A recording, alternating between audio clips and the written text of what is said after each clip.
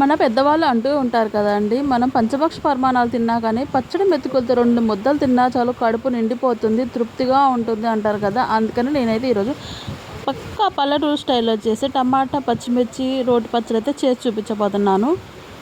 మా ఇంట్లో అయితే ఎన్ని కూరలు ఉన్నా కానీ పచ్చడి అయితే అడుగుతారు కంపల్సరీ. అందుకని నేను 2 రోజులకోసారి పచ్చడి చేస్తూనే ఉంటాను. పచ్చిమిరపకాయలు తీసుకున్నాను, బాగా వాడిన తర్వాత టమాటాలు కూడా వేసేసుకున్నాను, ముక్కలుగా కట్ చేసుకున్నాను. ఎందుకంటే ఈ మధ్య టమాటాలు అసలు ఉడకడం లేదండి. అందుకని నేనైతే చిన్న చిన్న ముక్కలు కట్ చేసేసుకుంటాను. అవన్నీ 2 బాగా మగ్గిన తర్వాత కొత్తిమీర వేసుకుంటే టేస్ట్ అయితే అదిరిపోతుంది.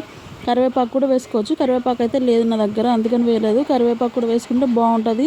ఇంకా లాస్ట్లో ఫైనల్గా మొత్తం మగ్గిపోయిన తర్వాత చింతపండు వేసుకొని మనము రోట్లో కానీ లేకపోతే మిక్సీ కానీ పట్టుకోవచ్చు. బాగా వర్షం పడుతుంది అందుకని చెప్పేసి నేనైతే మిక్సీలో వేసేసాను. ఇదిగోండి ఫైనల్గా అయితే పచ్చడి అయితే ఇలా వచ్చేసింది. ఇంకా నేను ఆ రోజు ఉదయం దోశలు పోసాను. దోశలు చట్నీ అయితే సూపర్ ఉంది టేస్ట్. మీకు ఏ కాంబినేషన్ ఇష్టమో కామెంట్ చేయండి.